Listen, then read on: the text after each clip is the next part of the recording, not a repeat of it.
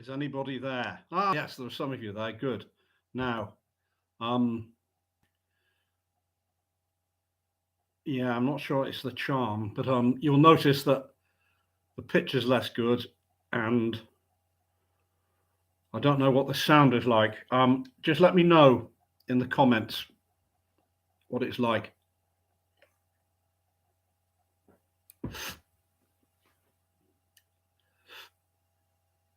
Oh, heck. Okay, so the fact that no one is saying anything in the comments. Oh, not too. No, okay. Thank you, Grumpy.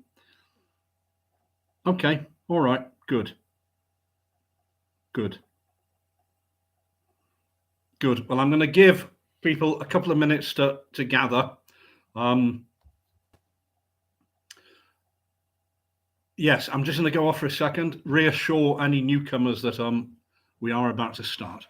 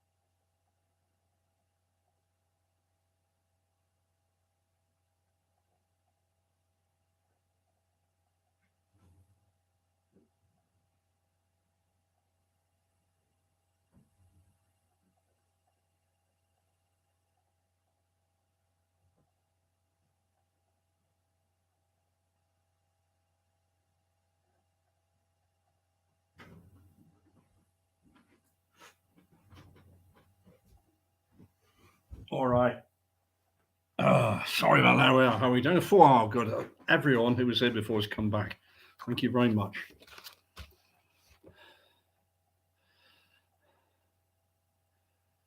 All right. Oh, you will be able to catch up later, Paul. Yeah. Anyway, there we are. Okay. I think everyone who is here now was here before during the 2 unsuccessful operations. I'm now going to read to you Rudyard Kipling's. Had I got to the end of my anecdote about Rudyard Kipling's name? Let me know if I didn't, and I can retell it. Anyway, what we're going to do now is I'm going to open another bottle of beer.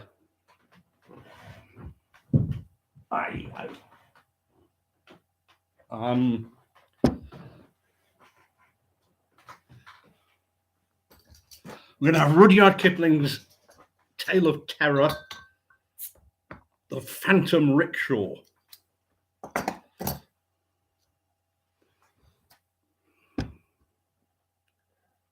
There we are, Anna, that's right. Okay. Rudyard Kipling. It sounds, I always thought it was an unusual name.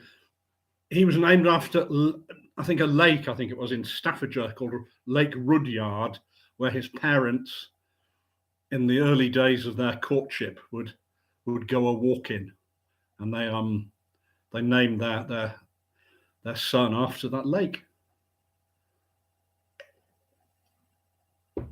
Anyway, this is called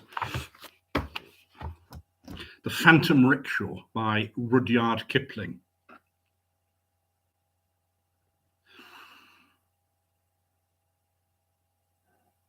The manuscript is dated June 1885, that I'm going to read to you now. My doctor tells me that I need rest and a change of air. Yes, well, I sense that I shall get both of those ere long. Rest that neither the red-coated messenger nor the midday gun can break, and a change of air far beyond that which any homeward-bound steamer can give me. In the meantime, I'm resolved to stay where I am, and in flat defiance of my doctor's orders, to take you into my confidence. You shall learn for yourselves now the precise nature of my malady, and you shall judge for yourselves whether any man born of woman on this weary earth was ever so tormented as I. Speaking now as a condemned criminal might speak ere the drop bolts are drawn, my story, wild and hideously improbable as it may appear, at least demands your attention. That it will ever receive credence, of course, I utterly disbelieve. 2 months ago, I should have scouted as mad or drunk the man who dared to tell me the like. 2 months ago, I was the happiest man in India. Today, from Peshawar to the sea, there is no one more wretched. Now, my doctor and I are the only ones who know this. His explanation is that my brain, digestion, and eyesight are all strangely affected, giving rise to my frequent and persistent delusions. Well, I call him a fool. But, still he attends me with the same unwearied smile, the same bland professional manner, the same neatly trimmed red whiskers, until I suspect that, yes, perhaps he's right. Perhaps I am just an ungrateful, evil-tempered invalid. But of course, as I said, you must be the judge of that. So 3 years ago, it was my fortune. Oh, God. It was my very, very great misfortune to sail from Gravesend to Bombay on return from long leave with one Agnes Keith Wessington, who was the wife of an officer on the Bombay side. Now, it does not in the least concern you to know what manner of a woman she was, but just be content with the knowledge that ere the voyage had ended, both she and I were desperately and unreasoningly in love with one another. Heaven knows I can make that admission now without one particle of vanity. Now, in matters of this sort, there's always one who gives and another who accepts. And from the first day of our ill-omened attachment, I was conscious that Agnes's passion was a stronger, a more dominant, and if I may use the expression, a purer sentiment than mine. Whether she recognized that fact then, I don't know. Afterwards, of course, it was bitterly plain to both of us. Arrived in Bombay in spring of the next year, we went our respective ways to meet no more for the next 4 months, when my leave and her love took us both to Shimla, where we spent the season together, and where my fire of straw burned itself out to a pitiful end with the closing year. I attempt no excuse for this. I make no apology. Mrs. Wessington, she'd given up a lot for my sake, and she was prepared to give up more. But from my own lips in August 1882, she learned that I was sick of her presence, tired of her company, and weary at the sound of her voice. Now, 99 women out of 100 would have wearied of me as I had wearied of her. 75 of that number would have promptly avenged themselves upon me by active and obvious flirtation with other men. But Mrs. Wessington was the 100th. On her, neither my openly expressed aversion nor the cutting brutalities with which I garnished our interviews had the least effect. "Jack, darling," was her only cry. "I'm sure it's all a mistake, a hideous mistake. We'll be good friends again some day. Oh, please forgive me, Jack. Forgive me, dear." I was the offender, and I knew it. And that knowledge transformed my pity into passive endurance and eventually into blind hate. And with this hate in my bosom, the season of 1882 came to an end. Next year we met again at Shimla, she with her monotonous face and timid attempts at reconciliation, and I with loathing of her in every fibre of my body. Several times I couldn't avoid meeting her alone, and on each occasion her words are identical. Still the unreasoning wail that it was all a mistake, and still the hope that we would eventually make friends. I might have seen, I suppose, had I cared to look, that hope was in fact the only thing that was keeping her alive. She grew more and more wan and thin as the months went by. Now, sometimes in the black fever-stricken night watches, I have begun to think that perhaps, yes, I could have been a little kinder to her. But no, I couldn't have gone on pretending that to love her when I didn't love her. I couldn't do that now, could I? That would have been unfair to us both. Anyway, last year we met again on the same terms as before, the same weary appeal and the same curt answers from my lips. And I resolved that at least I would make her see how wholly wrong and hopeless were her attempts at resuming the old relationship. But you see, as the season went on, we fell apart, or rather, that is to say, she found it difficult to meet me because I had other and more absorbing interests to attend to. When I think it over now, the season of 1884 is like some confused nightmare wherein light and shade were fantastically intermingled. My courtship of little Kitty Mannering, my hopes, my doubts and fears, our long rides together, my trembling avowal of attachment to her, her reply, and then every so often a vision of Mrs. Wessington's face flitting by in the rickshaw with the black and white liveries, which I'd once looked out for so earnestly. The wave of her gloved hand. I loved Kitty Mannering. I heartily loved her, and with my love for her grew my hatred for Agnes Wessington. In August, Kitty and I were engaged. And the next day, I met that accursed rickshaw of Mrs. Wessington's at the back of the Jacko, and moved by some passing sentiment of pity, I stopped to tell its occupant everything. And she knew already. "I hear that you're engaged, Jack." And then, without a moment's pause, "I'm sure it's all a mistake, a hideous mistake. We'll be good friends someday, Jack, as we ever were." Yeah, well, my answer then would have made even a man wince. As it was, it cut that dying woman before me like the blow of a whip. "Please forgive me, Jack," she said. "I don't want to make you angry, but it's true. It's true." And then the poor woman broke down completely. Well, I turned away and left her to finish her journey in peace, feeling only for a moment or two that I had been perhaps an unutterably mean hound. I looked back and saw that she'd turned her rickshaw with the idea, I suppose, of overtaking me. And you see, that scene and its surroundings are photographed of my memory. The rain-swept sky, the sodden, dingy pines, the muddy road, and the black, powder-riven cliffs against which the black and white liveries of her rickshaw bearers, the yellow panelled rickshaw, and Mrs. Wessington's down-bowed golden head. Very vivid. She was holding a handkerchief in her left hand, and she was leaning back exhausted against the rickshaw cushions. I turned my horse up a bypath near the Sanjowli Reservoir, and I ran away. Once I thought I heard her calling, "Jack, Jack!" Probably my imagination. I never stopped to verify it.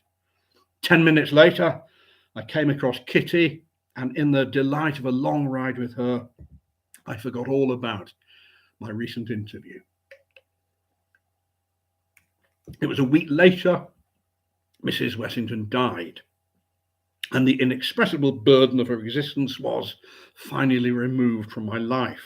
I went plainsward, perfectly happy, and before 3 months were over, I'd quite forgotten about her at all.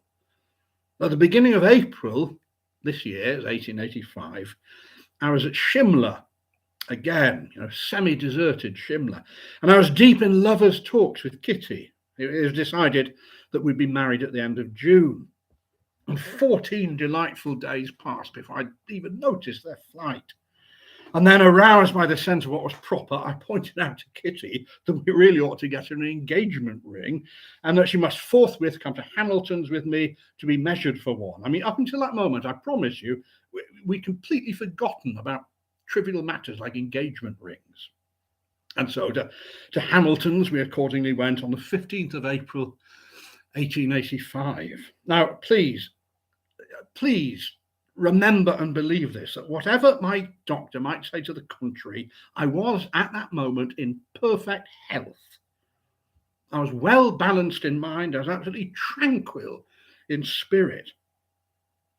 Kitty and I, we entered Hamilton's together, and I measured her for the ring myself in the presence of the amused assistant. It was a sapphire, 2 diamonds. And then we rode down the slope that leads to the Combermere Bridge and Politi's shop.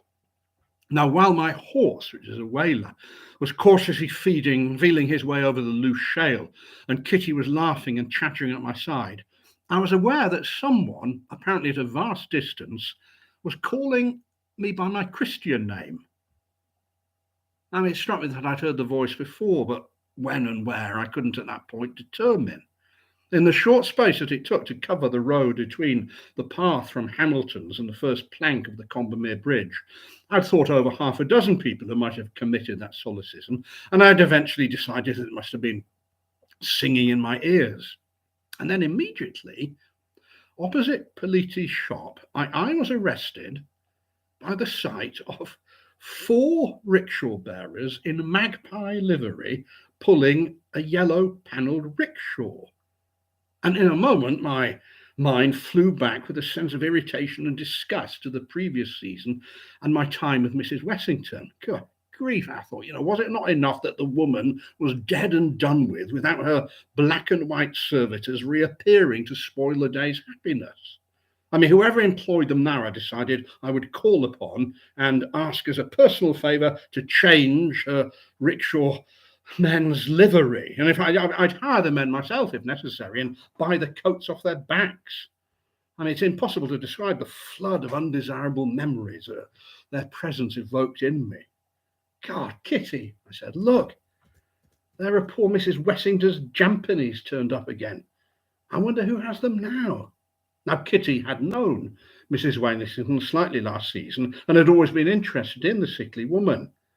Where are they? She said. I can't see them. And even as she spoke, her horse, swerving from a laden mule, threw himself directly in front of the advancing rickshaw. Kitty!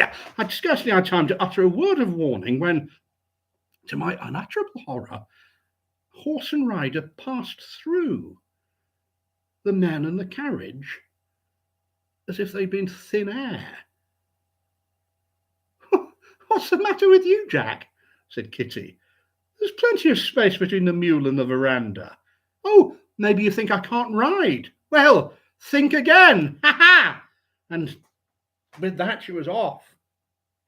Dear little Kitty, a dainty head bobbing in the air at a hand gallop in the direction of the bandstand, fully expecting, as afterwards she told me, that I would be following her.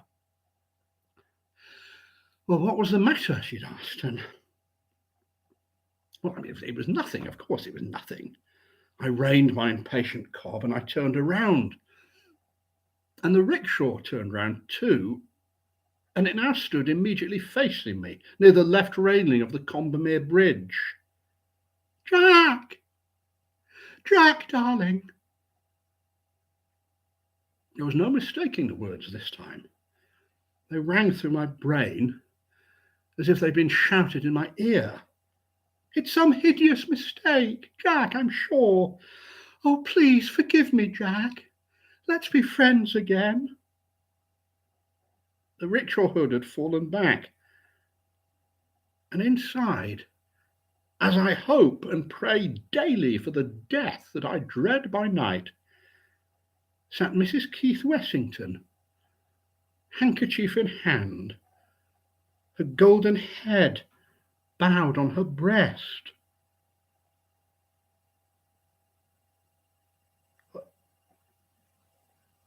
How long I stared motionless, I don't know. Finally, I was aroused by my Syce taking the whaler's bride and asking whether I was ill. Well, I mean, from the horrible to the commonplace is but a step. I stumbled off my horse and I dashed, half fainting, into Politis for a glass of cherry brandy. There were 2 or 3 couples gathered round the coffee tables discussing the gossip of the day. And their trivialities, I must say, were more comforting to me just then than any consolations of religion could ever have been. I plunged into the midst of this conversation at once. I chatted and laughed and jested with a face which, when I caught it in the mirror, was as white as a corpse. 3 or 4 men noticed my condition, and evidently setting down to the result of too many pegs, they charitably endeavoured to draw me apart from the rest of the loungers. But no, I refused to be led away. I wanted the company of my own kind above anything else. I must have talked for about 10 minutes or so, although it seems an eternity, when I suddenly heard Kitty's voice outside. In another moment, she'd come in, prepared to roundly upbraid me for failing so signally in my duties, but something in my face stopped her. Gosh, Jack, she said, what have you been doing? Are you not feeling well?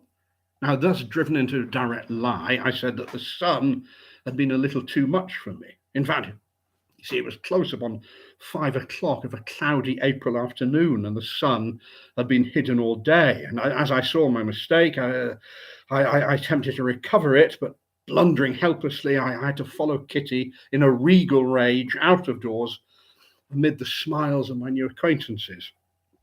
I made some excuse about feeling faint, and I cantered away to my hotel, leaving Kitty to finish the ride by herself. In my room, I sat down and tried to reason the matter out. I mean, here I was, Jack Pansy, a well-educated Bengal civilian, in the year of grace 1885, presumably sane, certainly healthy, driven in terror from my fiancé's side by the apparition of a woman who had been buried dead 8 months ago.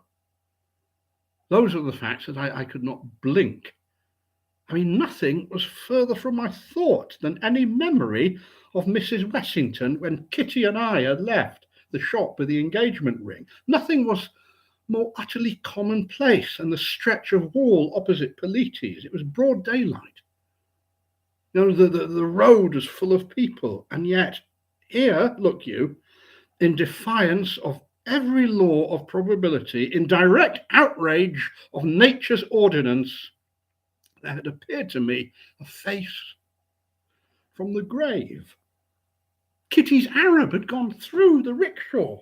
So my first hope that some woman marvellously like Mrs. Wessington had perhaps hired the carriage and the coolies with their old livery, well, of course, that idea was quite lost. Again and again, I went through this treadmill of thought, and again I had to give up in despair. And the voice, I mean, that was as inexplicable as the apparition. I'd originally had some wild idea of confining the whole thing to Kitty, or of begging her to marry me at once, and in her arms defying the ghostly occupant of the rickshaw.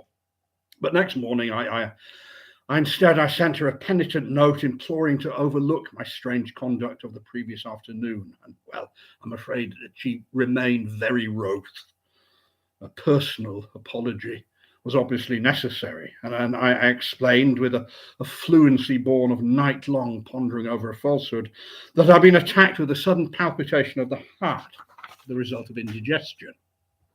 Well, this eminently practical solution had its effect, and Kitty and I rode out that afternoon with the shadow of my first lie still dividing us. And nothing would please her save a canter round Jacko. I mean, with my nerves still unstrung from the previous night, I feebly protested the notion, suggesting Observatory Hill or the Boulagunge Road, anything other than the Jacko. But no, she was still angry and hurt, and so I yielded. And we set off together towards Chota Shimla. We walked a greater part of the way, and according to our custom, we then cantered from a mile or so below the convent to the stretch of level road by the Sanjowli Reservoir. The wretched horses appeared to fly, and my heart beat quicker and quicker as we neared the crest of the ascent. Now, my mind had been full of Mrs. Wessington all afternoon, and every inch of the Jacko Road bore witness to our old-time walks and talks. You know, the boulders were full of it. The pines sang it aloud overhead. The rain-fed torrents giggled and chuckled unseen over the whole shameful story, and the wind in my ears chanted the iniquity aloud. As a fitting climax to all this, in the middle of the level that men call Ladies' Mile, it was waiting for me. There was no other rickshaw in sight. There was just the 4 black and white Japanese, the yellow panelled carriage, and the golden head of the woman within, all apparently just as I'd left them 8 months and a fortnight ago. For an instant, I fancied that Kitty must see what I'm seeing, but her next words undeceived me entirely. Ah, wonderful, Jack. There's nobody else in sight. I'll race you to the reservoir buildings. And on her little wiry Arab, she was off like a bird, my whaler following close behind. Half a minute brought us within 50 yards of the rickshaw. I pulled up my horse and I fell back a little. It was directly in the middle of the road, and once more Kitty's Arab just passed right through it. Jack! Oh, Jack, dear! Please forgive me, rang a wail in my ears. It's a mistake, Jack. It's all a hideous mistake. I spurred my horse on like a man possessed. When I turned my head at the reservoir works, the black and white liveries were still there, waiting under the grey hillside, and the wind brought me a mocking echo. Jack! All hideous mistake. Kitty bantered me a good deal on my silence for the remainder of the ride. I'd been talking wildly up until then, but I could not now speak naturally to save my life, and from Sanjowli to the church, I held my tongue entirely. Now, I was to dine with the Mannerings that evening, and I barely had time to canter home to dress. On the road to Elysium Hill, I overheard 2 men talking together in the dusk. Yeah, it's a curious thing, said one, how completely all trace of it has disappeared. My wife was insanely fond of the woman, could never see anything in her myself, and she wanted me to pick up her old rickshaw and coolies if they were to be got for love or money. Morbid sort of fancy, I call it, but well, you got to do what the Mem Sahib asks. But would you believe it that the man she hired it from tells me that all 4 of the rickshaw bearers, they were brothers apparently, all 4 of them died of cholera on the way to Hardwar, poor devils, and the rickshaw itself had been broken up by the man himself. Told me he never used a dead Mem Sahib's rickshaw, he said, spoiled his luck. Queer notion, I agree, but fancy poor little Mrs. Wessington spoiling anyone's luck beside her own. I laughed aloud at this point, and my laugh jarred on me as I uttered it. So there were ghosts of rickshaws, after all, and ghostly employments in the next world. How much did Mrs. Wessington pay her ghoulish bearers, I wondered? What were their hours? Where did they go? And for visible answer to that last question, I saw the infernal thing blocking my path in the twilight. The dead travel fast, it seems, and my shortcuts unknown to ordinary coolies. I laughed aloud a second time and checked my laughter suddenly because I was afraid that I was now going mad. And mad, to a certain extent, I must have been, because I recollect that I reined in my horse at the head of the rickshaw and I politely wished Mrs. Wessington a good evening. Her answer was one that I knew all too well. I listened to the end and I replied that I'd heard it all before, but should be delighted if she had anything new to say. I mean, some malignant devil must have entered me that evening, because I have a dim recollection of talking the commonplaces of the day for 5 minutes to the thing in front of me before I was interrupted. Mad as a hatter, poor devil, or drunk more likely. Max, try and help me get him home. Now, surely that was not Mrs. Wessington's voice. 2 men had overheard me speaking to the empty air and had returned to look after me. Oh, they were very kind and considerate, of course, and they concluded that I was extremely drunk and needed help home. But I thanked them confusedly and cantered away to my hotel, changed, and I arrived at the Mannings only 10 minutes later. I pleaded the darkness of the night as my excuse, and I was rebuked by Kitty for my unlover-like tardiness, and I sat down. Now the conversation around the table had already become general, and under the cover of it, I was addressing some tender small talk to my sweetheart, when I became aware that at the further end of the table, a short, red-whiskered man was describing with much broidery his encounter with a lunatic earlier that evening. A few sentences convinced me that he was repeating the incident of half an hour ago, and that I was the poor unfortunate that he was describing. In the middle of the story, he looked round for applause, as professional storytellers do, caught my eye, and straightway collapsed. There was a minute's awkward silence, and the red-whiskered man muttered something to the effect that he'd forgotten the rest of the story, that thus sacrificing a reputation as a good raconteur which he'd built up for 6 seasons past. Now, I blessed him from the bottom of my heart, and I went on with my fish.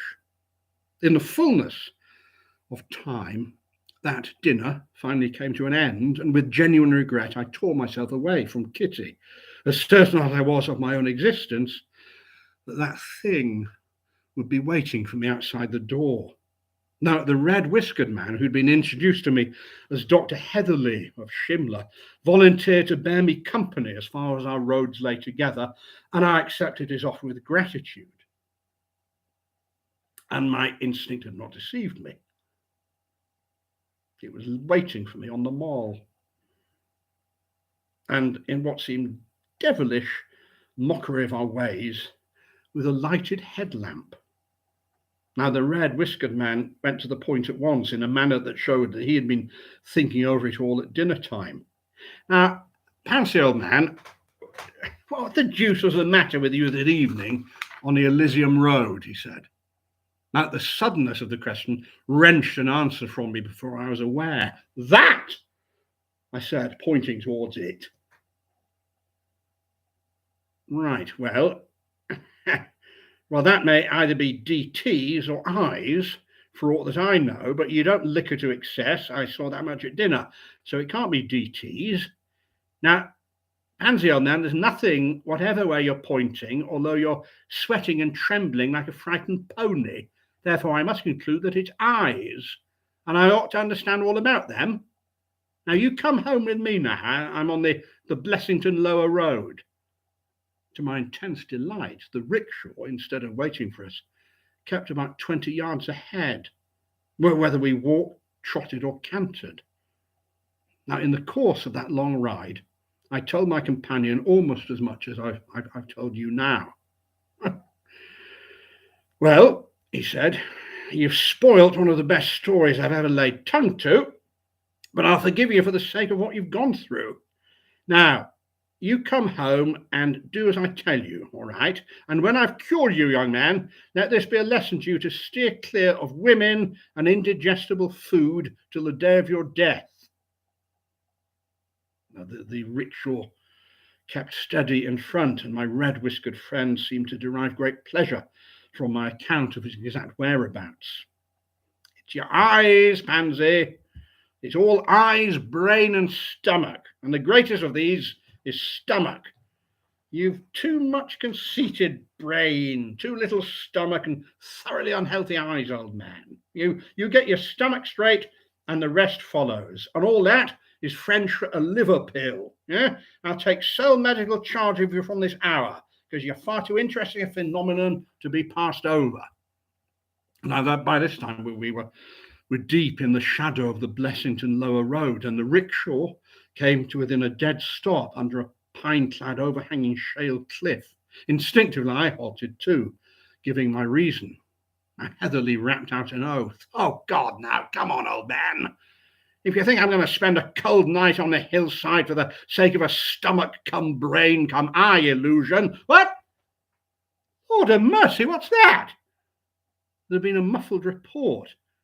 A blinding smother of dust just in front of us, the crack and rent of boughs, and about 10 yards of the cliff, side pines, undergrowth and all, slid down onto the road below, completely blocking it up. The uprooted trees swayed and tottered for a moment like drunken giants in the gloom, and then fell prone among their fellows with a thunderous crash. Our horses stood motionless and sweating with fear. And as soon as the rattle of falling earth and stone had subsided, Dr. Heatherly muttered, "Good God, man, if we'd gone forward, we'd be 10 feet deep in our graves by now. Come on, Pansy, come home and thank God. I need a drink." Well, we retraced our way over the church ridge, and I arrived at Dr. Heatherly's house shortly after midnight. And his attempts to cure me commenced almost immediately. For a week, I never left his sight. And many a time over the course of that week did I bless the good fortune that has thrown me in contact with Shimla's best and kindest doctor. Day by day, my spirits grew more and more equable. Day by day, too, I became more and more inclined to fall in with Heatherly's spectral illusion theory, implicating eyes and brain and stomach. I wrote to Kitty, telling her that a slight sprain caused by a fall from my horse had kept me indoors for a few days, and that I should be recovered before she had time to regret my absence.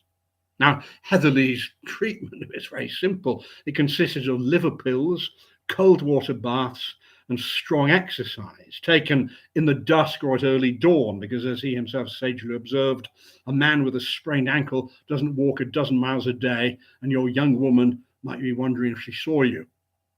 At the end of the week, after much examination of pupils and pulse and strict injunctions to diet and pedestrianism, Heatherly dismissed me as brusquely as he'd taken me in charge. I was endeavouring to express my thanks for his kindness when he cut me short. "Yes, now, Pansy, don't think I'm doing this because I like you. No, you have behaved like a blackguard. But you are a phenomenon, and as queer a phenomenon as you are a blackguard. No, hey, not a rupee. Put your wallet away. Now go and see if you can find the eyes, brain, and stomach business again, and I'll give you a lac for each time you see it." Well, half an hour later, I was in the Mannerings' drawing room, sitting with Kitty, drunk with the happiness that I should no more be troubled by that hideous presence of that thing. I proposed a ride, and by preference a canter, around the Jacko. I never felt so well as I felt then. I was overladen with vitality. On the 30th of April, that was the date, Kitty was absolutely delighted at the change in my appearance. We left the Mannerings' house together, laughing and talking, and we cantered along the Chota Shimla road just as we had done before. I was in haste to reach the Sanjali Reservoir and there make my assurance doubly sure. And the horses did their best But they were too slow for my impatient mind. Kitty was astonished at how boisterous I was. God, Jack, she cried at last, you're behaving like a child. What are you doing? We were just below the convent then, and from sheer wantonness, I was making my whaler plunge and curvet across the road as I tickled it with the loop of my riding whip. What am I doing, Kitty? Nothing, darling. That's just it. I've been doing nothing for a week except lie up. And if you were likely to have done the same, you'd be as riotous as I am. The words were hardly out of my lips before we rounded the corner above the convent. And a few yards further on, I could see across to Sanjowli.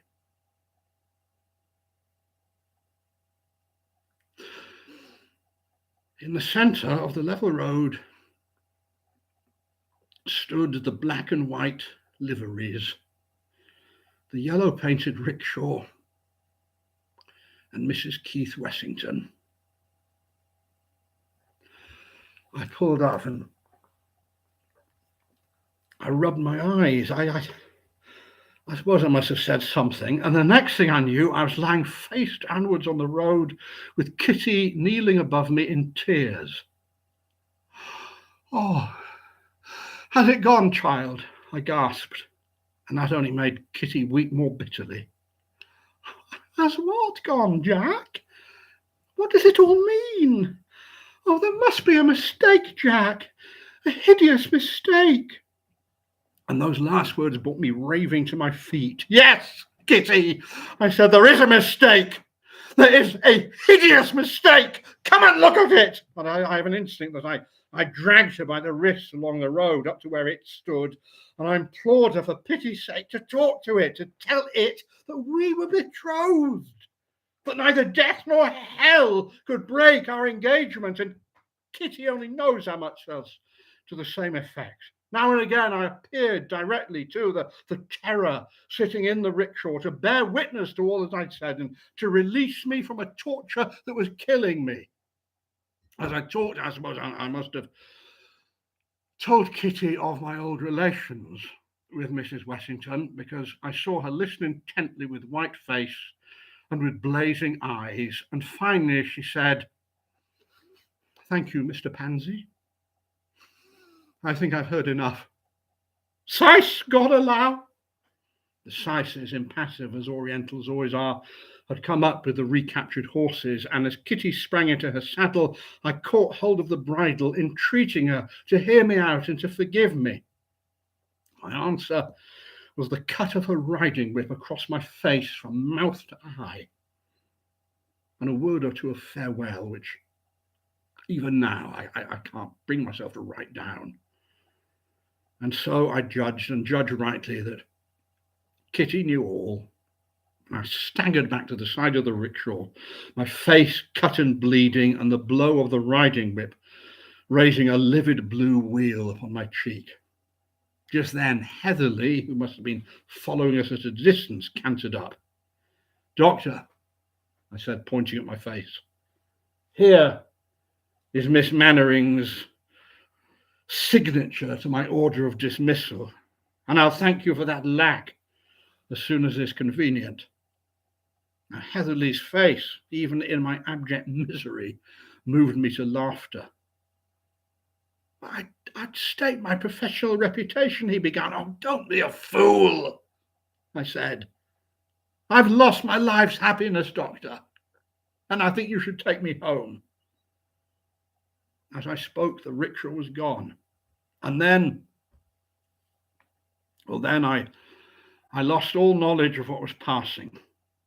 The crest of the Jacko seemed to heave and roll like a crest of a cloud and fall in upon me. 7 days later, the 7th of May, I was aware that I was lying in Heatherly's room, as weak as a little child. The doctor was watching me intently from behind the papers on his writing table, and his first words were not encouraging. "Well, Pansy, Miss Kitty has sent back your letters. You corresponded a good deal, you young folks, didn't you? Oh, well, and here's a packet that looks like a ring, and a cheerful sort of a note from Mannering Papa, which I've taken the liberty of reading and burning. I'm afraid that the old man isn't very pleased with you. And what did Kitty say?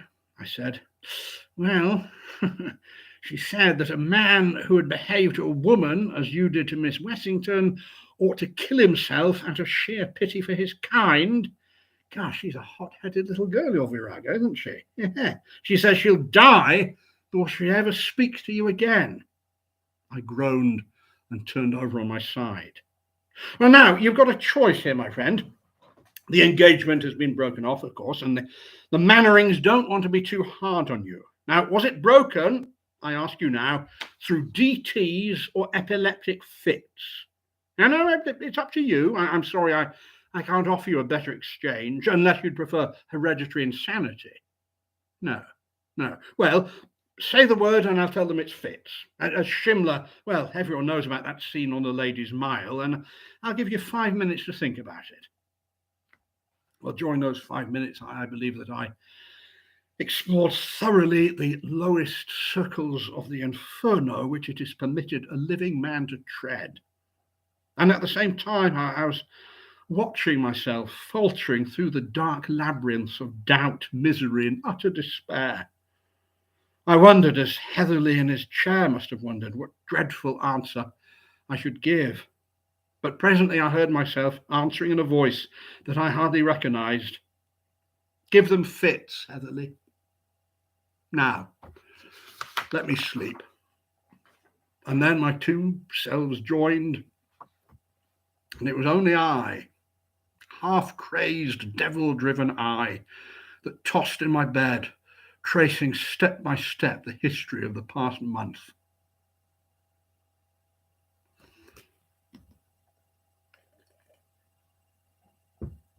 It was high noon when I first awoke, and the sun was low in the sky before I slept as the tortured criminal sleeps on his rack, too worn out to feel any pain. Next day, I couldn't leave my bed. Heatherly told me in the morning that he'd received an answer from Mr. Mannering, and thanks to Heatherly's friendly offices, the story of my fits had travelled through the length and breadth of Shimla, where I was on all sides much pitied. And it's rather more than you deserve, I think, said Heatherly, although God knows you've been through a pretty severe mill. Never mind, we'll cure you yet, you perverse phenomenon. I declined firmly to be cured. No, you've been much too good to me, old man. I don't think I should trouble you any further. I mean, in my heart, I knew that nothing Heatherly could do would lighten the burden that had been laid upon me. And with that knowledge came also a sense of hopeless, impotent rebellion against the unreasonableness of it all. There were scores of men, no better than I, whose punishments had at least been reserved for the next life. And I felt that it was bitterly, cruelly unfair that I alone should have been singled out for so hideous a fate. This mood would in time give place to another, where it seemed that the rickshaw and I were the only realities in a world of shadows, that Kitty was the ghost, that Mannering, Heatherly, and all the other men and women that I knew were the ghosts, and that the great grey hills themselves were but vain shadows to torture me. From mood to mood, I tossed backward and forward for 7 weary days, my body growing daily stronger and stronger, until the bedroom looking glass told me that I had at last returned to everyday life and was almost as other men were. Curiously enough, my face showed no actual sign of the struggle that I'd gone through. I mean, it was pale, certainly, but it was expressionless and commonplace as ever. I mean, I'd expected some permanent alteration, visible evidence of the disease that was eating me away. But there was nothing like that. On the 15th of May, I left Heatherly's house at 11 o'clock in the morning, and the instinct of the bachelor drove me to the club. And there I found that, of course, everyone, as Heatherly had said, knew my story, and in a clumsy fashion, they were very kind and attentive. And yet I knew at that point that the rest of my natural life I should be among but not of my fellow men. I envied very bitterly the laughing coolies standing out on the mole below. I lunched at the club, and at about 4 o'clock I wandered aimlessly down the Mall in the vague hope of meeting Kitty, close to the bandstand.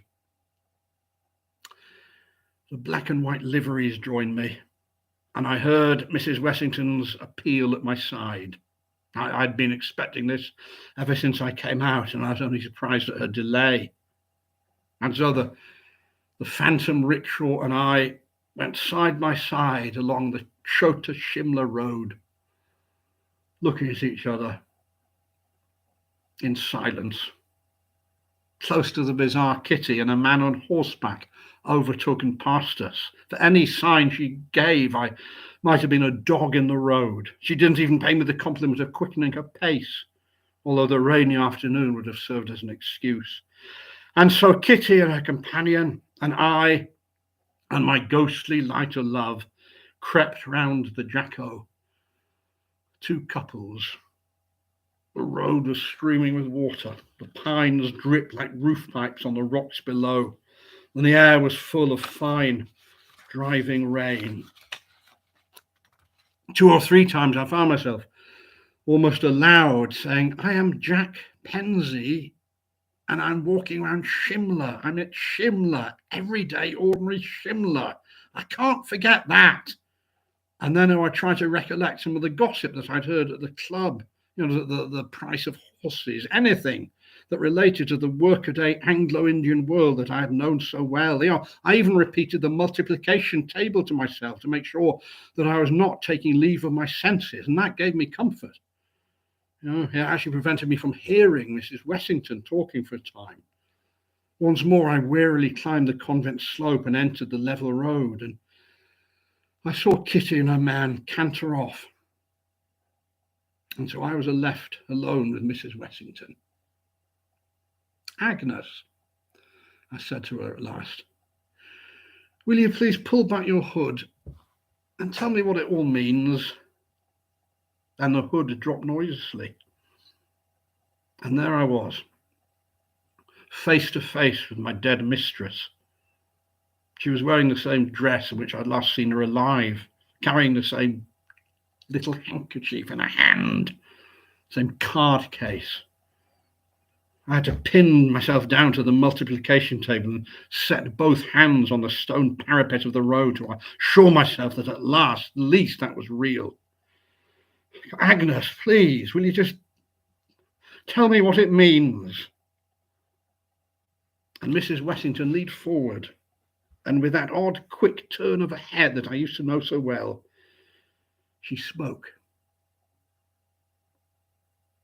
I mean, if my story had not already so madly overleapt the bounds of all human belief, I would apologize to you now. As I know that no one, not even Kitty, for whom I'm writing this as some sort of justification of my contact, will believe me. But I'll go on. Mrs. Wessington spoke, and I walked with her from the Sanjari Road to the turning below the Commander-in-Chief's house, as I might walk by the side of any living woman's rickshaw, deep in conversation. The second and most tormenting of my moods of sickness had suddenly laid hold upon me, and like the prince in Tennyson's poem, I seemed to move amid a world of ghosts. There'd been a garden party at the Commander-in-Chief's house, and we too joined the crowd of homeward-bound folk. As I saw them, it seemed that they were the shadows, impalpable, fantastic shadows that divided for Mrs. Wessington's rickshaw to pass through.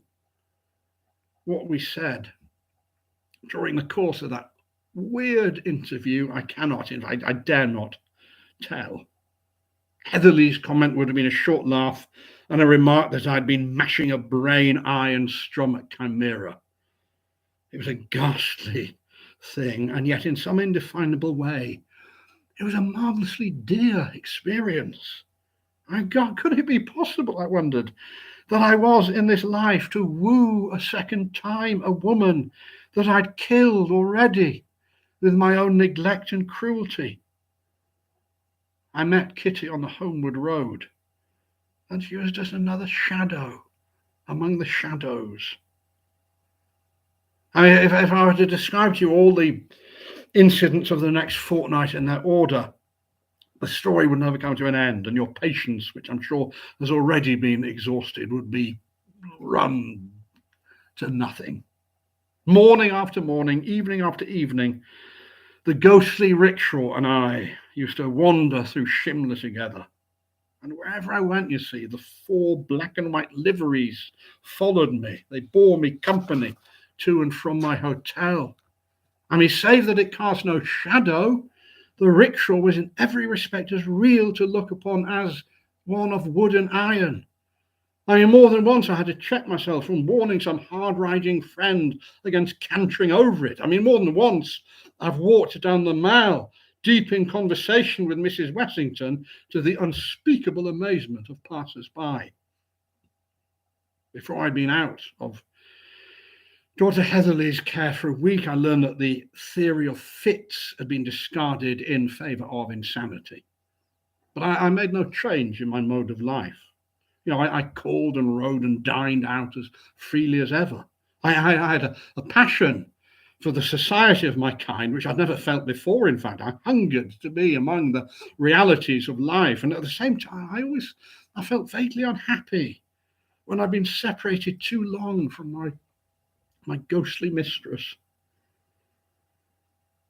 I can't describe the variety of moods from the 15th of May up until today.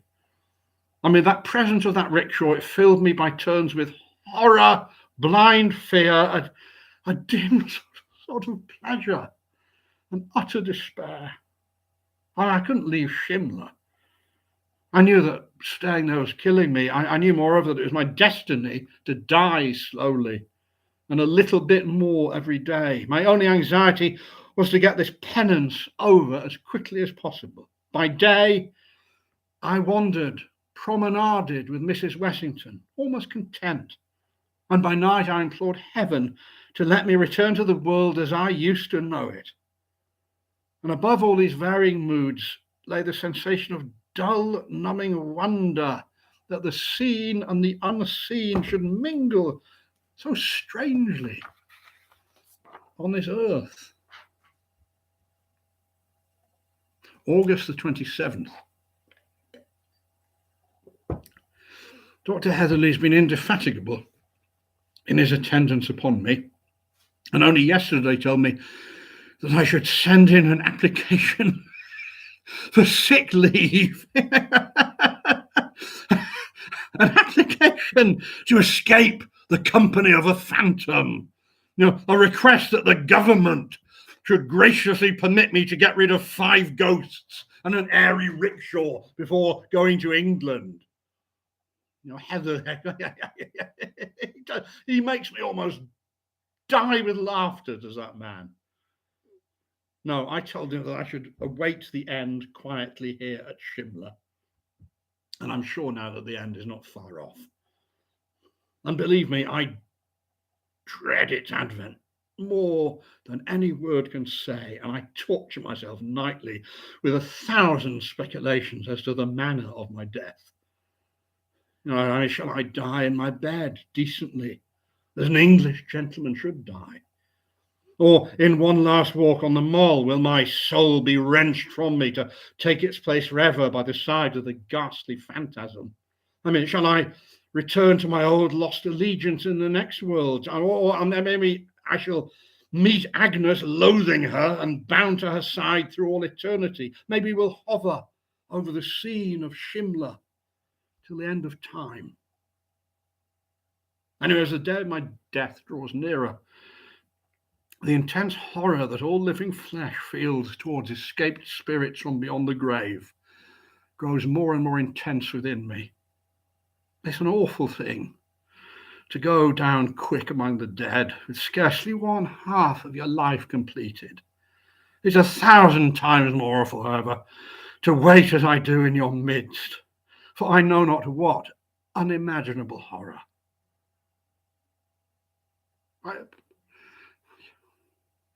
Pity me, can't you? At least on the score of this delusion. Because, of course, I know that you're never going to believe anything as I've told you here. And yet, as surely as ever a man was done to death by the powers of darkness, I am that man. And in justice, pity her too. For as surely as ever woman was killed by man, I killed Mrs. Wessington. And the last portion of my punishment is now ever upon me.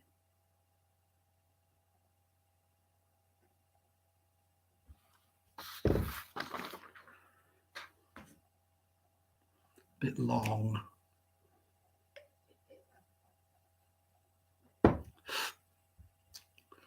So that was it. That was the Phantom Rickshaw. I had even edited it slightly. So yeah, that was a bit long.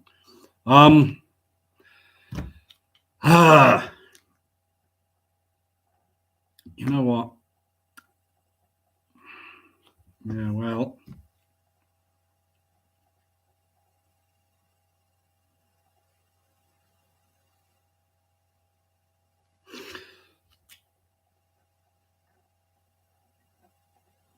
I'm just going to go have a little break, go to the loo.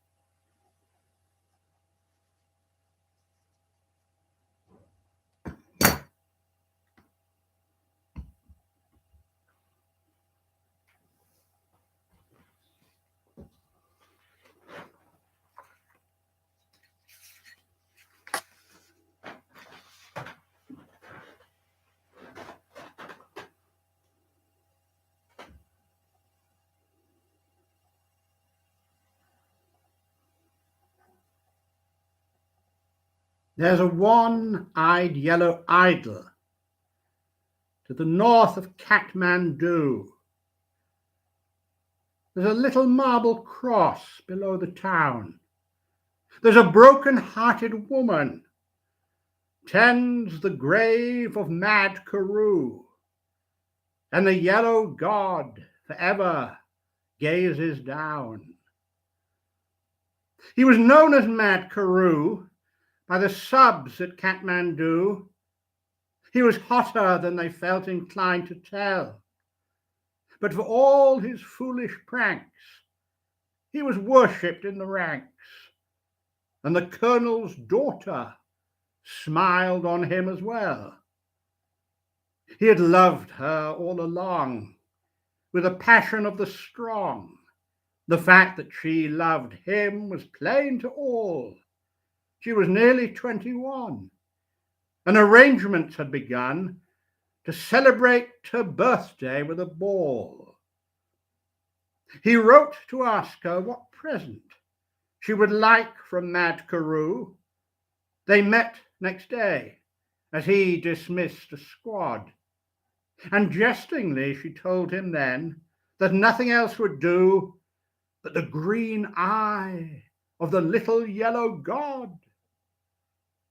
On the night before the dance, Mad Karoo seemed in a trance, and they chaffed him as they puffed at their cigars. But for once he failed to smile, and he sat alone a while, then went out into the night beneath the stars. He returned before the dawn, with his shirt and tunic torn, and a gash across his temple, dripping red. He was patched up right away, and he slept through all the day, and the colonel's daughter watched beside his bed. He woke at last and asked if they could send his tunic through. She bought it, and he thanked her with a nod. He bade her search the pocket, saying, "That's from Mad Karoo." And she found the little green eye of the god. She upbraided poor Karoo in the way that women do, though both her eyes were strangely hot and wet, that she wouldn't take the stone. And Mad Karoo was left alone with a jewel that he chanced his life to get. When the ball was at its height, on that still and tropic night, she thought of him and hurried to his room. As he crossed the barrack square, she could hear the dreamy air of a waltz tune softly stealing through the gloom. His door was open wide, with silver moonlight shining through. The place was wet and slippery where she trod. An ugly knife lay buried in the heart of Mad Karoo. 'Twas the vengeance of the little yellow god. There's a one-eyed yellow idol to the north of Kathmandu. There's a little marble cross below the town. There's a broken-hearted woman tends the grave of Mad Karoo, and the yellow god forever gazes down.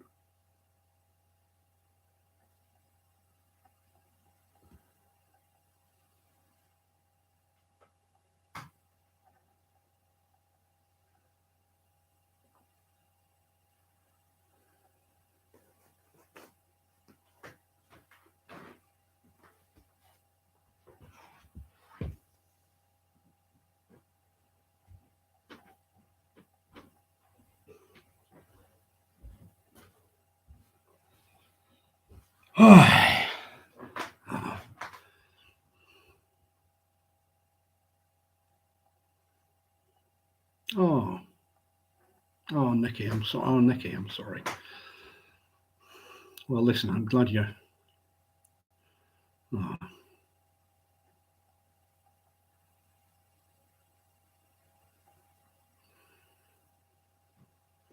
Well, here's to you and your dad, Nicky. I'm sorry to hear that.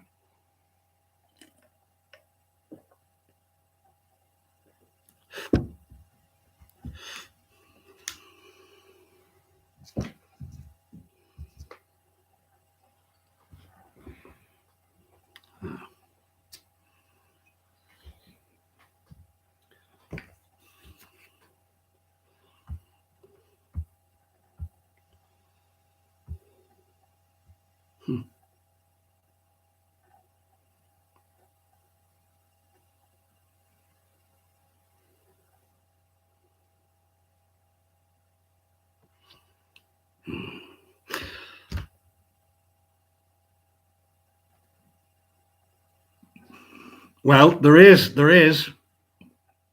another part. Aha.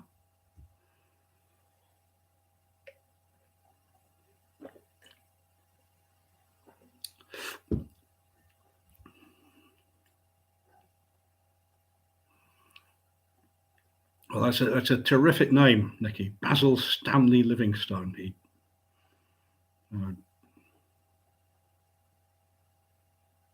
Well, it's new to Anna. It's new to Anna.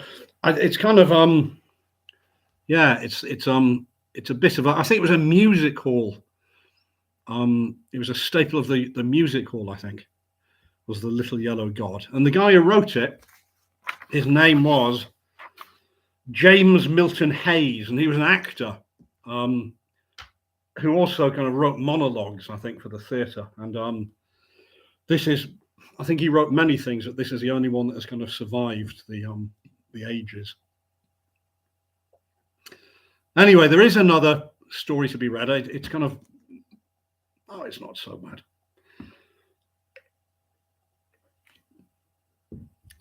The technical difficulties and the length, the kind of slight prolixity of the young Rudyard Kipling means that we're running later than usual, but that's all right, isn't it? How are we doing? Oh, yeah, there's still, everyone's here, aren't they?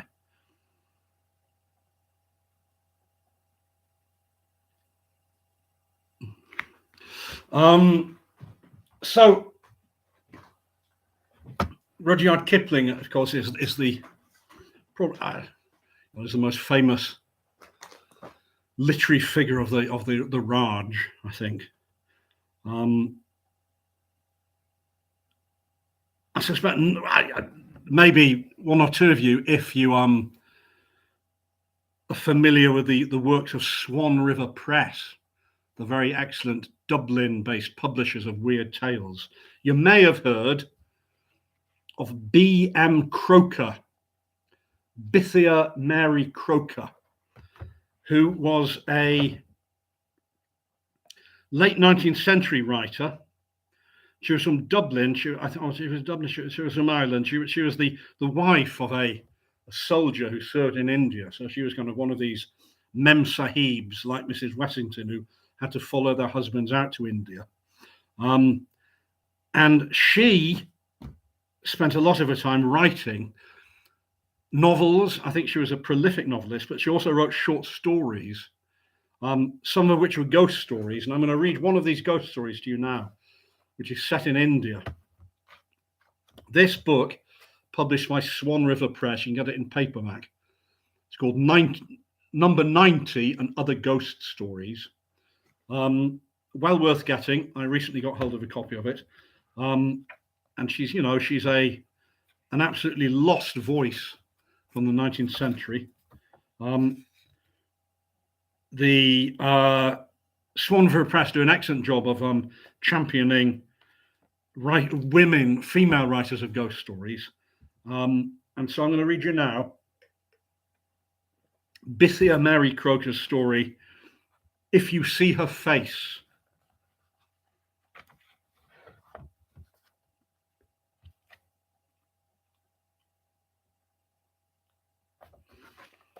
First, I'm just going to open another bottle of beer, which is a favourite non-IPA, Adnams Broadside.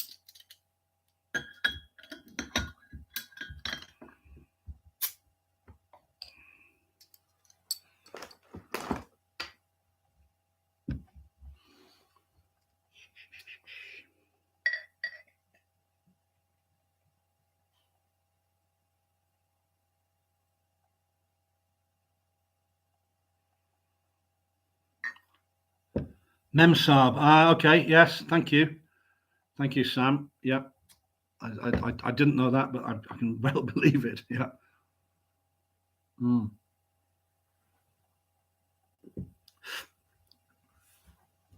Yes, Memsab. Memsab.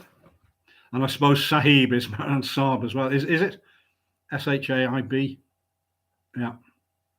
Anyway, thank you. So this is If You See Her Face by B. M. Croker.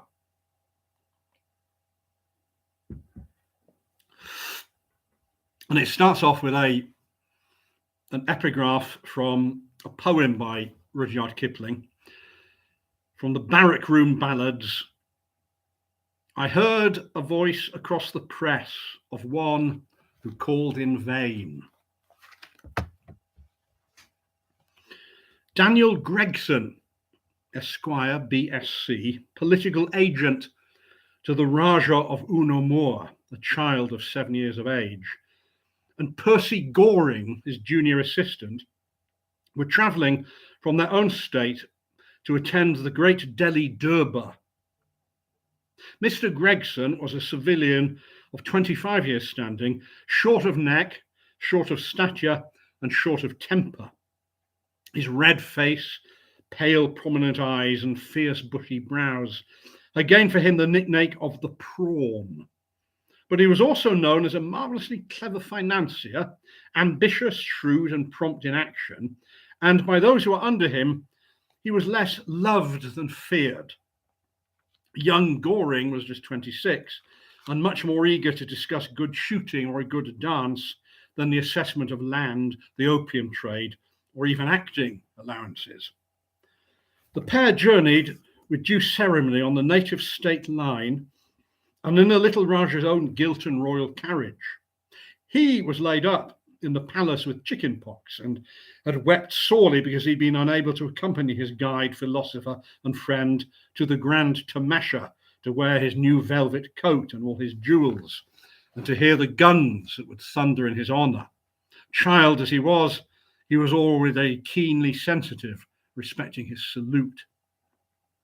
Meanwhile, the agent and his subordinate got on capitally without him, travelling at the leisurely rate of 10 miles an hour that fine November afternoon, surrounded with tiffin baskets, cigarettes, ice boxes, and other luxurious accompaniments. At about 4 o'clock, the train came to a sudden standstill. There was no station to account for this, merely a country road, a white gate, and a mud hut. The halt resolved itself into a full stop. Mr. Gregson thrust his red face out of the window and angrily inquired the reason for the delay. "I beg your pardon, sir," said the guard. "There's been a break on the line, bridge gone. We can't go forward nohow." Mr. Gregson glanced out on the prospect, the dusty cactus hedge, the white telegraph posts, the expanse of brownish grass, black goats and jungle. "Well, is there any village, any dak bungalow?" demanded the political agent, who might have known better than to ask. "I'm afraid not, Your Honour. If Your Honour will wait here, we will send a messenger to the next station on foot and tell him to telegraph another train from the junction. This will arrive at the other side of the break and take you on about 12 o'clock tomorrow." "And meanwhile we have to sit here?" said Gregson indignantly. "Well, that's a pretty state of affairs. I'll send a memo to the engineer that'll astonish him." He turned to Goring. "Right, it's 4 o'clock now, and we shall be here till 12 o'clock tomorrow, if we don't mind. We shall be late for the Durbar, and I shall have to write unavoidably absent." "Well," said Goring, "I wonder if there's maybe any sport to be had. Any shooting, and any black buck." He descended from the carriage and stretched his legs.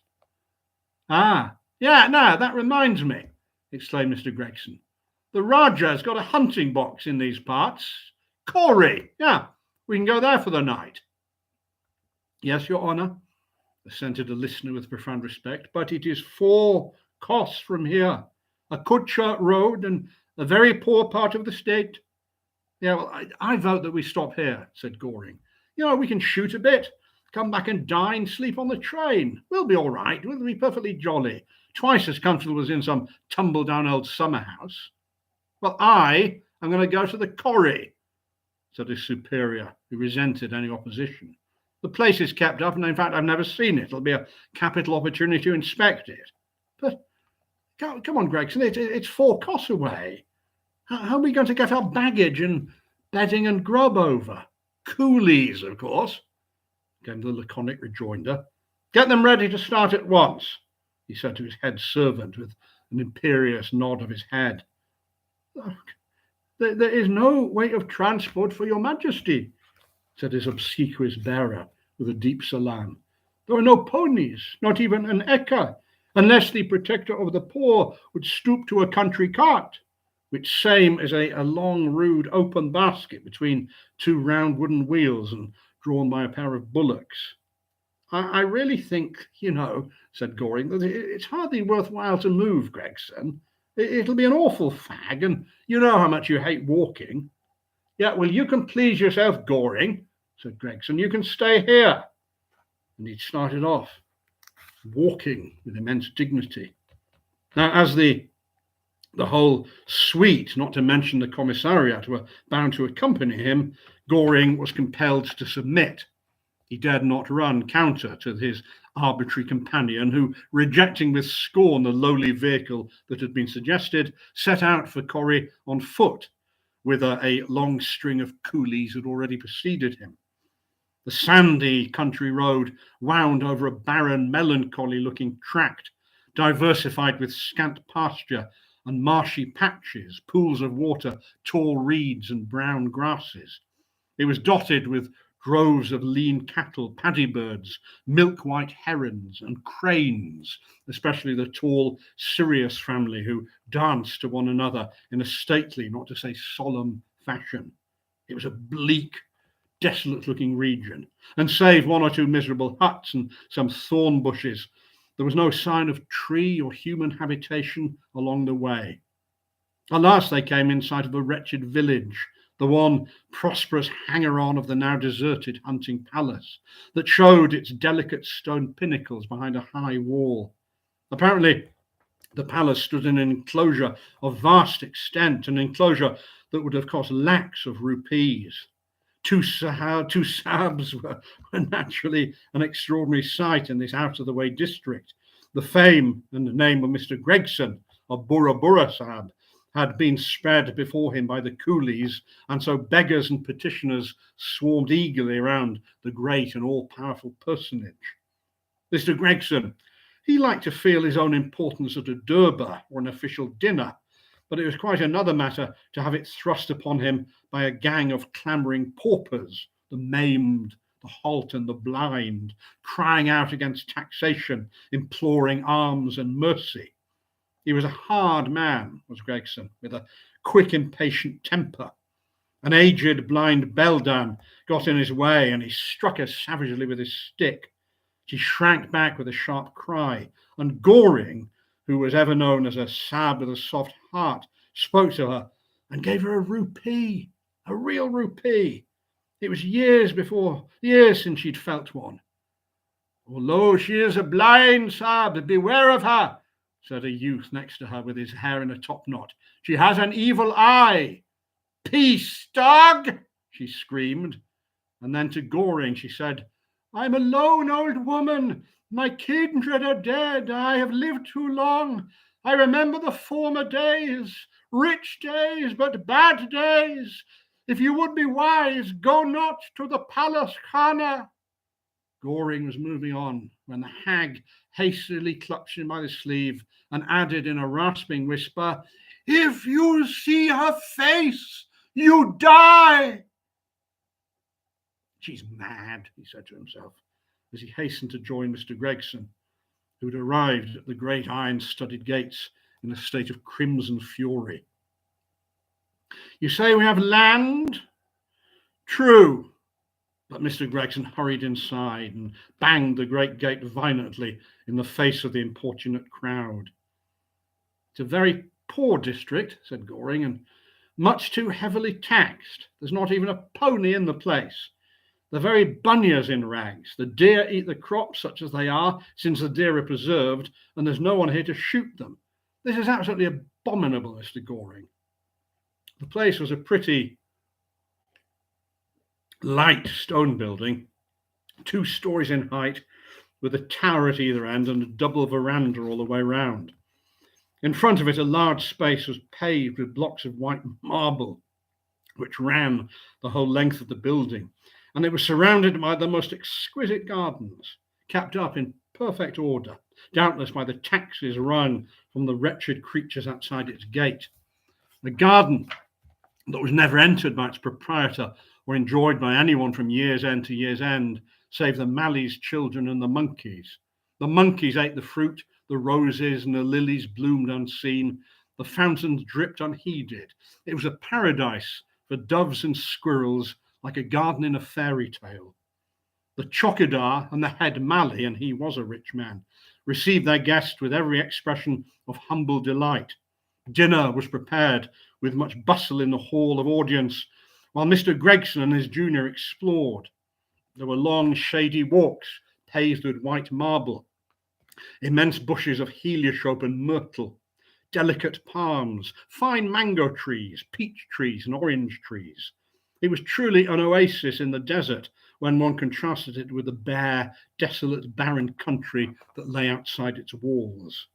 I'm going to bring the little Raja here, I think, at Christmas, said Gregson. Yeah, we'll have a camp. And then he strolled back to the palace and made an excellent dinner of roast turkey and asparagus and champagne. After this repast, he got out his dispatch box and his cigarette case and set about writing an official, whilst Goring took a chair and adjourned to the marble pavement outside the palace. It was a lovely night. A low moon was peering over the wall. The air was heavy with the scent of syringa and orange blossoms. There wasn't a sound, not a voice to be heard, not a soul in sight, save Mr. Gregson, who, illuminated by 2 wax candles, bent eagerly over his pen as he sat in the open hall of audience. Goring, as he smoked, thought of the many things, of the half-famished villagers, of the splendid shooting that was going to waste, of the grand bag that he could make when they came back at Christmas. And then he began, sleepy, to recall some of the stories, these half-remembered stories about this palace, tales of hideous atrocities, the crimes that had been done here in the days of the Tiger Raja, the present ruler's grandfather. He was gradually dozing off when he was aroused by the sounds of distant tom-toms playing with extravagant spirit. The drumming came slowly nearer and nearer. It actually seems to be in the garden now, louder and louder, with a whispered murmuring and low applause, as if it were the footsteps of a great multitude. But there was nothing whatever to be seen. Everything was as light as day. He moved uneasily in his chair and gazed behind him. No, nothing to be seen but Gregson, steadily covering sheets of foolscap. He turned his head and was aware of an unexpected sight now, as startling as it was uncanny. 2 twinkling little brown feet dancing before him on the marble pavement. Exquisite feet that seemed scarcely to touch the ground, and that kept perfect time to the inspiriting sounds of the tom-toms without. They were decked with gold anklets, which tinkled as they moved, and above them waved a few inches of the heavy yellow gold-embroidered skirt of the dancing girl. Nothing more was visible, but round and round these fairy feet flitted in a very poetry of motion. Faster and faster played the tom-toms, but such dancing, nimble feet as it had never been young Goring's lot to behold. But where was the rest of the exquisite body? As he gazed in half-stupefied amazement, he suddenly remembered the old hag's warning. If you see her face, you die. At this instant, there was a scraping sound of the pushing back of a chair, of slow footsteps on the marble, of a loud cry, and a heavy fall. Goring jumped up and beheld Mr. Gregson lying prone on his face. He rushed to his assistance and raised him with considerable difficulty. His eyes were fixed with an expression of unutterable horror. He gave one or two shuddering gasps. His head dropped forward on his breast, and he expired. Goring looked round apprehensively. The feet had disappeared. The tom-toms had ceased. He shouted for help, and immediately a vast crowd of retainers assembled around him. Babel ensued. "The Buddha Sahib dead! The Buddha Sahib dead! It was the Nouch girl, no doubt!" They further informed Goring that the old Tiger Raja had once tortured a dancing girl on that very spot and inhumanly disfigured her face. More than one person had seen her, and more than one person had died in the same way as Goring.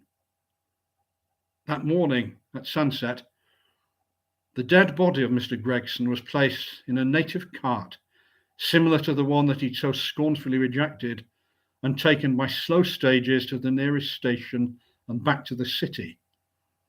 The doctors, European and native, declared with one consent that Mr. Gregson had died in a fit, an apoplectic seizure. Goring said nothing.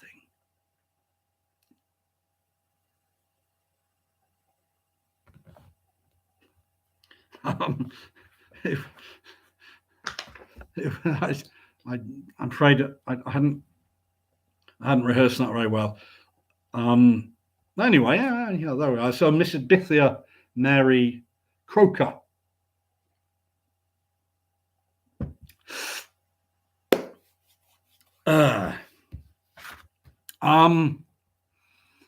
So there we are. Oh yeah, well, so yes, actually an hour and a half. That's not so bad. So what's happening here?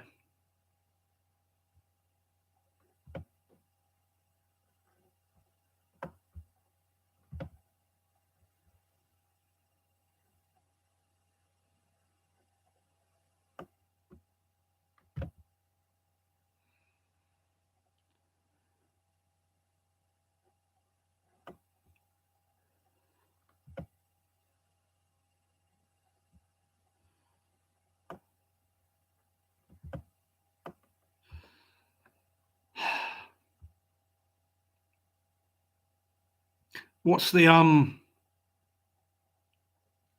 quality of the picture like? As I'm looking at it, it's got a slightly old world vibe to it. I don't know what I think. I probably need to buy a new webcam. I suspect that's what's gone wrong, or maybe a new laptop.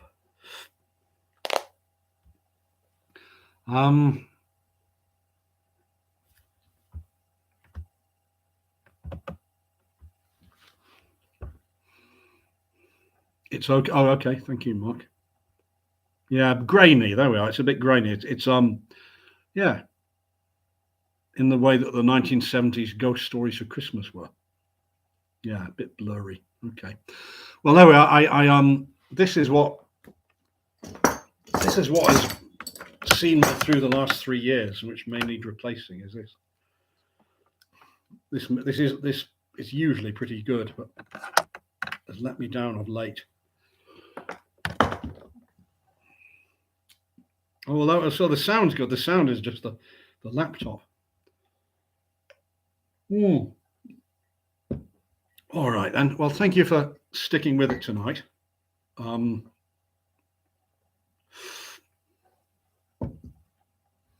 hardly eaten any of my Bombay mix.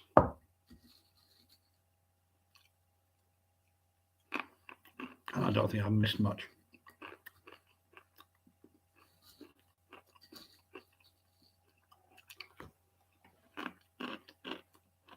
So what I mean, it struck me reading through then that Mrs. Croker was perhaps, understandably a footnote. Yeah. I think the Kipling story was I think the Kipling story is pretty good, but it probably requires, for this kind of presentation, I think it requires a little more trimming down.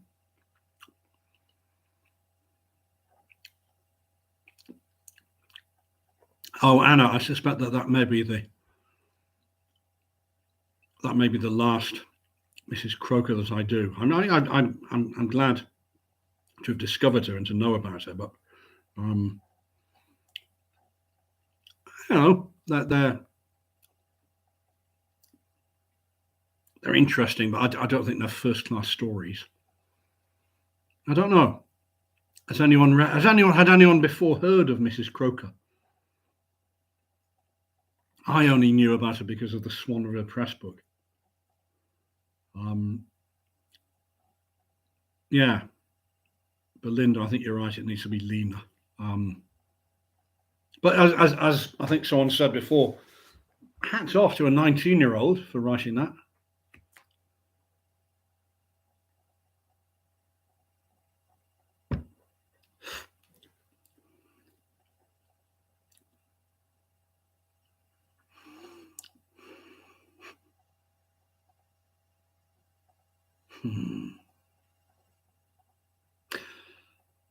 Yeah, Edith, yes, I'm sorry to say, Catherine, I've still not, even though I keep hearing how good she is, read Edith Wharton's ghost stories. So yeah, I mean, future kind of themed nights at the Nunkie Arms that I have on my notes are, I think there'll be a night of children's ghost stories, i.e. ghost stories particularly written for children, but which nevertheless are classic.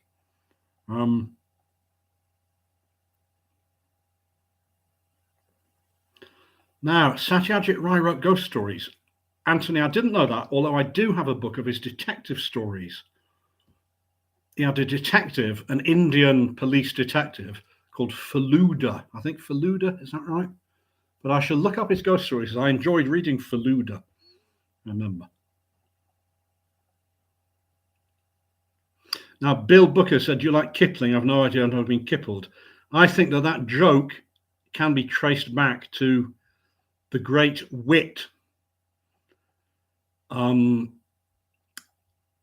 J.K. Stephen, who was a friend of M.R. James, who wrote a poem in which something to people do that. Yeah. Anyway, I'll find it. But the use of Kipling as a kind of as a kind of verb. Oh yes, now Dominic's reminded me. I've got the date for that. Okay, so thank you, Dominic. There's a live Nunkie Arms. Hold on.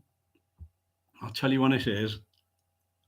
It is, I think it's the first Sunday in August in York. Yeah, okay. Sunday the 6th of August at the Black Swan pub in York, which is one of the most haunted pubs in the most haunted city in England. Upstairs, there's a live Nunkie Arms is going to happen. That's right. When the Rudyard cease from Kipling and the Haggards right now, we are. It's even better than I thought. Yeah. So have you got that, everyone? York, Sunday the 6th of August. The Nunkie Arms live. Now, if York is too hard for you to get to, don't worry. I mean, by all means, book a weekend in York. But I'll also, I think, be doing Manchester and I think London as well. Although I don't know whether anyone out there used to come to the Rugby Tavern, but the Rugby Tavern I discovered has just closed down because of exorbitant rents. And even though it's going to be opened as a bar again, obviously those exorbitant rents are going to be passed on to the customer, and I can't see that it'll be. There we are.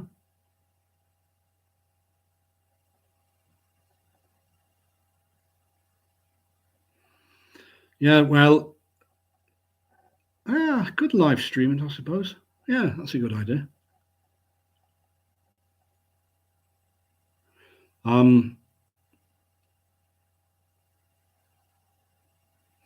But yeah, the other thing is I suspect if you're here, then you are tired of hearing it on Facebook. But later in April, there is an online reading for which you have to register and pay what you can of. Well, it's a double bill on a Saturday and a Sunday night. It's M.R. James's The Rose Garden, followed the next night by Richard Malden's The Sundial, and they both use the same, I think, actually Scandinavian bit of folklore to kind of provide the ghostly framework. So you can, there are links to where to book on Facebook.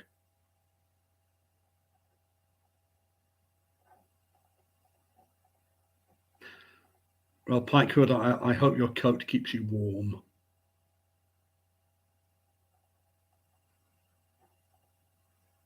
Yeah, the DVD of it's going to be called The Witches of M.R. James, and it is coming out in April, maybe towards the end, maybe kind of what they call long April, which extends into early May.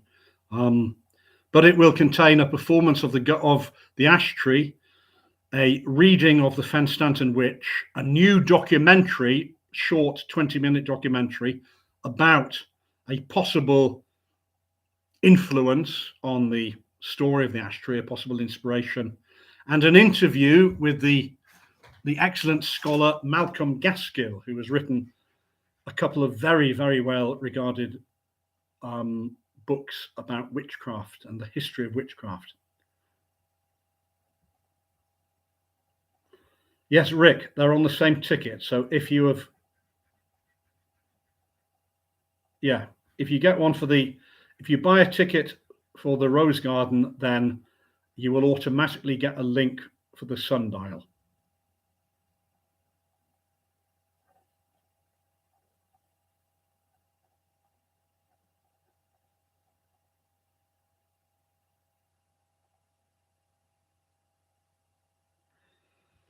Oh, that was a bit stressful though. I don't know what's happened to my thing. I'll have to get that mended in time for the Rose Garden. Ugh.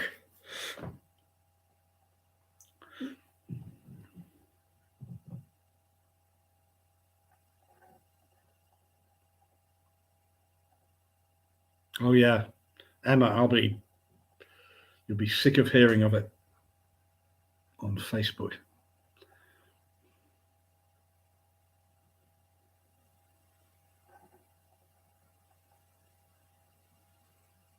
So yeah, the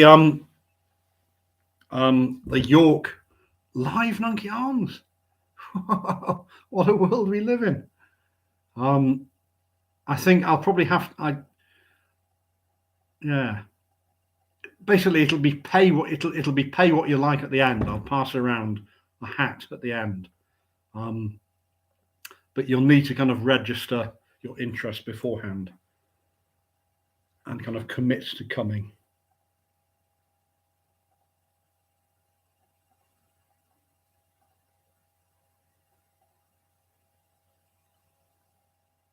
So who's there? We got, go on. Who else? 46 people, about 5 people are.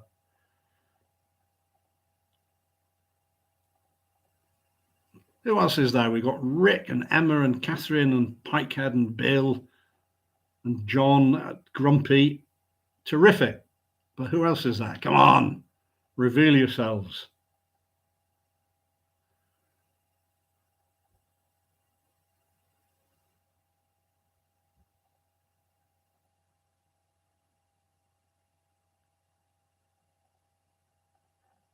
Oh yeah. Oh yeah.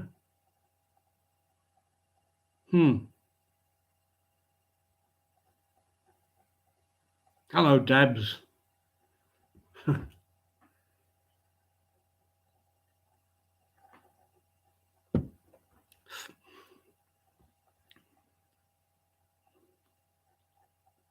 Oh, I'm glad you're still there, Nikki. Oh, Eric.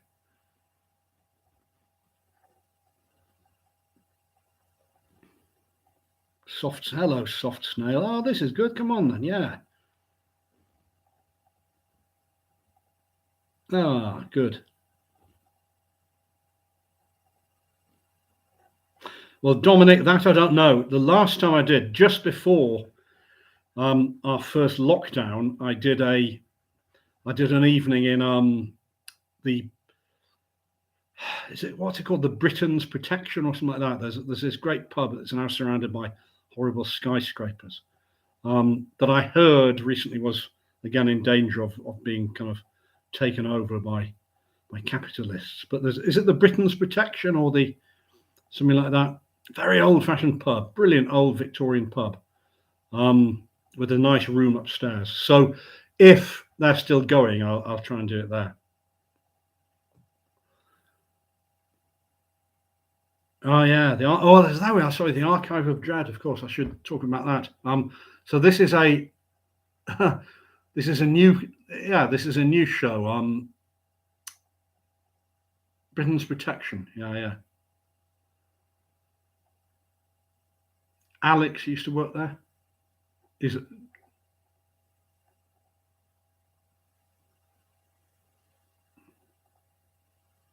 Okay. Yes, Catherine. So, well, Catherine, the Archive of Dread, which is a new show, is coming to Bath in May. So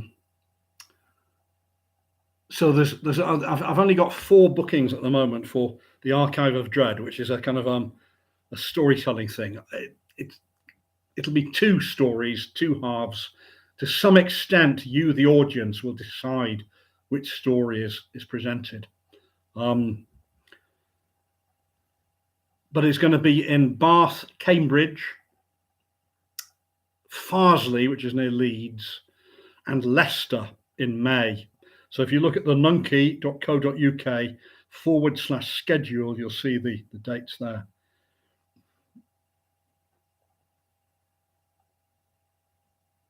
Ah, yes. Yeah. But has anyone heard that the Britain's Protection is under threat of closure? I'd have thought it would be listed because it's got such a lovely interior, but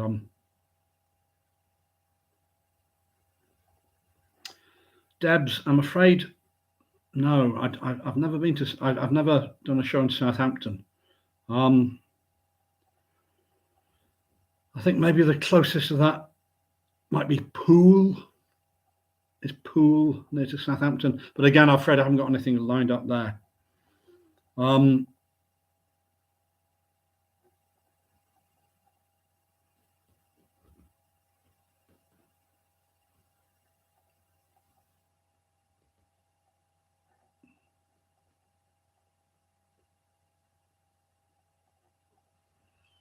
Now, what's this? SOT. What does that mean?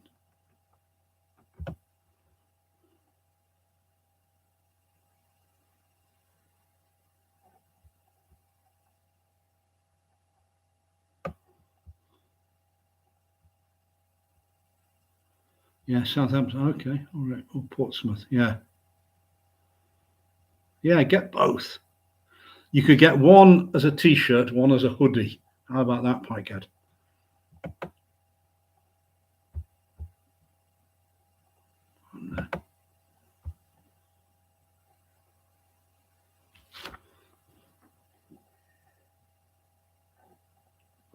The T-shirts, again, if you go to nunkie.co.uk/shop, you'll find links to buy the T-shirts there. They're available in all colours, all sizes, to suit whatever gender you prefer. Everything. I mean, there's an infinite variety of them there. Okay. Yeah.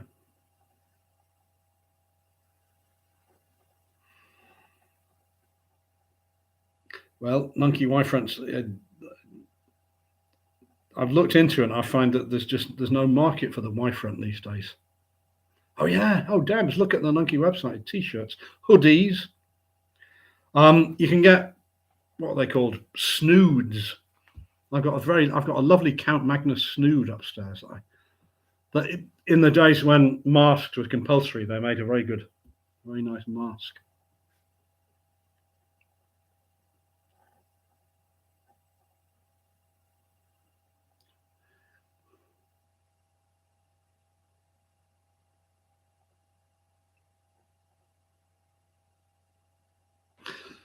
Well, thank you very much, everyone, for tuning in.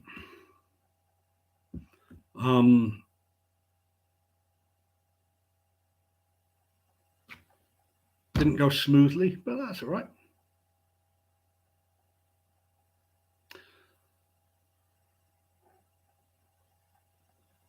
It was nearly a year ago that I spoke to you live from Viborg in Denmark.